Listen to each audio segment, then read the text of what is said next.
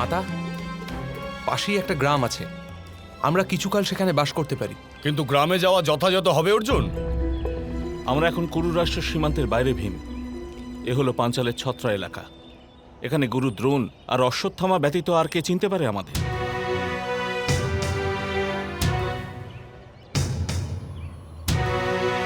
ঋষিগণ, আমরা পাশের গ্রাম অবধি আপনাদের রক্ষার্থে যাব। কল্যাণ হোক। আসুন।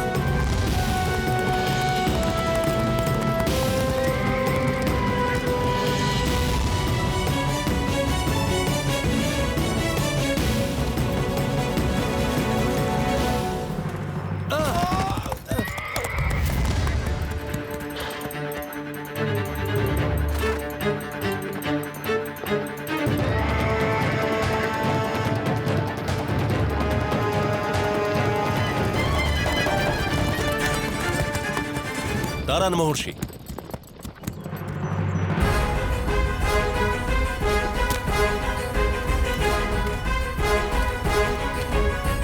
প্রণিপাত।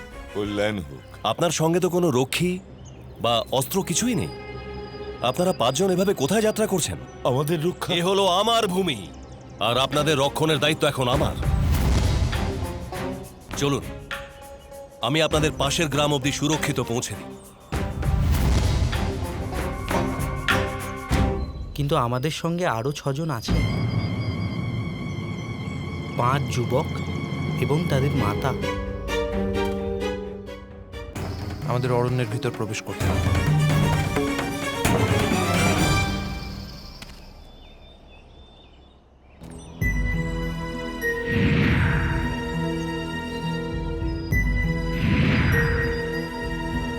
সৈন্যদল, খুঁজে বের করো ওই 6 জনকে।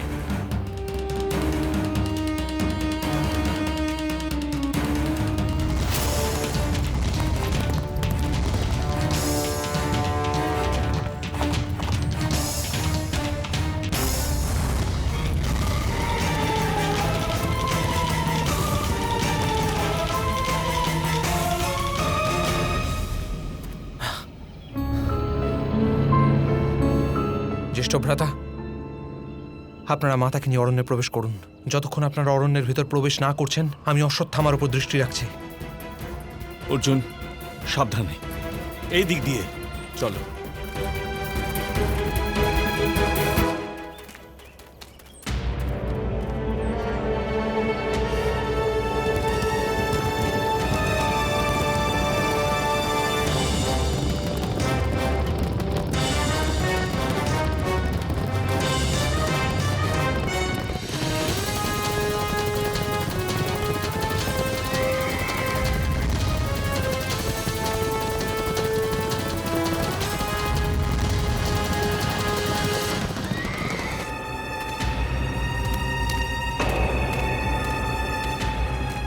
সৈন্যদল, দাঁড়িয়ে পড়লে কেন? অনুসরণ করো ওদের। এর আগে আমরা অগ্রসর হতে পারবো না মহারাজ। এ তো রাক্ষস হিড়িম্বের অরণ্য। এর ভিতরে প্রবেশ করে যে ব্যক্তি, সে জীবিত ফিরতে পারে না।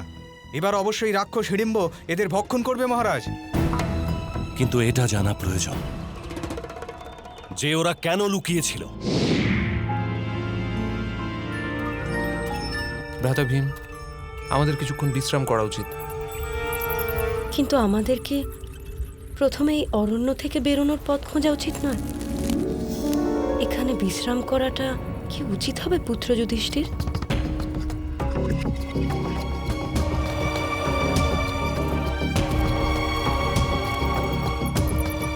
অবশ্যই বিশ্রাম করতে পারি মাতা।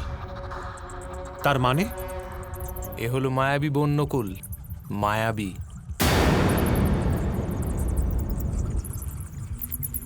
মাতা, এখন আমরা যে অরণ্যে এসেছি সেখানে রাক্ষসদের বাস। অনেক বছর পূর্বে পিতামহ রাক্ষস হীরাকে পরাজিত করেছে, আর সেই রাক্ষসদের অরণ্যের বাইরে না বেরোনোর আদেশও দিয়েছে। তখন থেকেই রাক্ষসরা এই বনকে মায়াবী করে তুলেছে। রাক্ষস রাজের অনুমতি ছাড়া মানুষ এই বনে প্রবেশ তো করতে পারে, কিন্তু বাইরে বেরোনোর পথ খুঁজে পায় না তারা।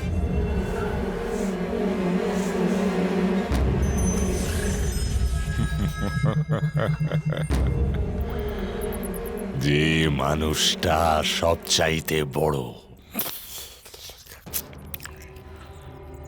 তাকেই আগে খাবো, তাকেই ধরো।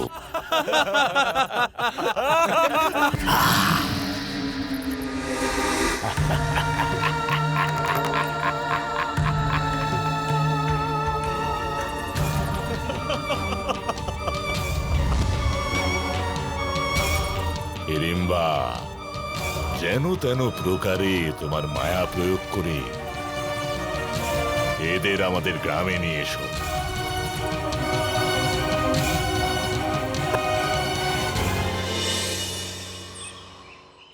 দ্রৌপদী, আমি হলাম পাঞ্চালের সেনাপতি।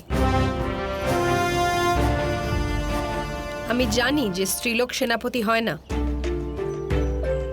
কিন্তু পিতামহ মহারাজ পৃষাদ আর পিতাশ্রী আমায় সর্বদা পুত্রী নয়, পুত্রের মতন পালন করেছেন।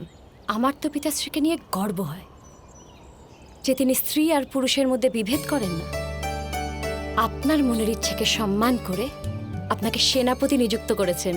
আপনি সৈন্য নিয়ে বিজয় যাত্রা শুরু করুন দিদি, আপনি অবশ্যই সফল হবেন।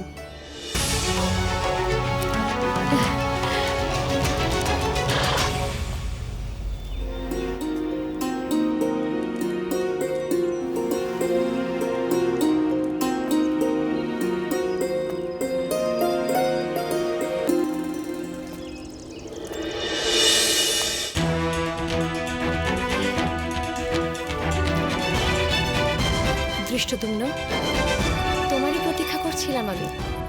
পিতাশ্রী আদেশ করেছিলেন, তাই প্রসাদ গ্রহণ করতে এলাম। আমাদের জন্ম একসঙ্গে যজ্ঞবেদী থেকে হয়েছিল দৃষ্টদ্যুম্ন,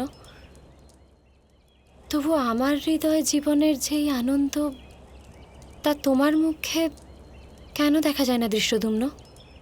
আমার কাছে আনন্দ উপভোগের সময় নেই। আমার জন্ম হয়েছে গুরু দ্রোণের মস্তক ছিন্ন করতে।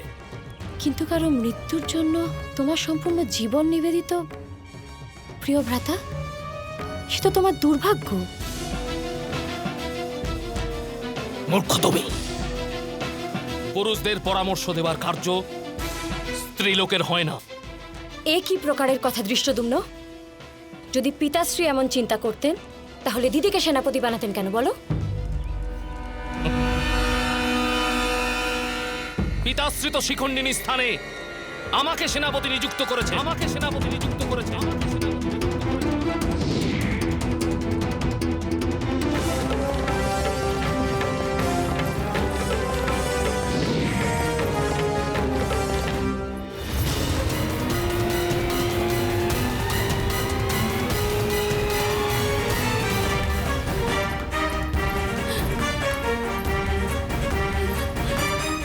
দিদি, কি করছেন আপনি?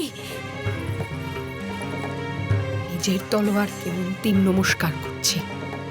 না দিদি, আপনি এমন কথা বলবেন না।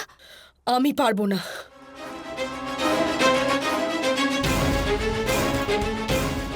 পাঞ্চালের সেনাপতি হওয়াই আমার জীবনের আধার। পিতাশ্রী নিজে হাতে আজ আমার আধারই ছিনিয়ে নিলেন আমার থেকে। এমনটা হতেই পারে না দিদি। পিতাশ্রী অবশ্যই আপনাকে সেনাপতি পদে আবার নিযুক্ত করবেন। আপনি আপনি আপনি চলুন আমার সঙ্গে। চলুন দিদি, দিদি চলুন। মহাভারত।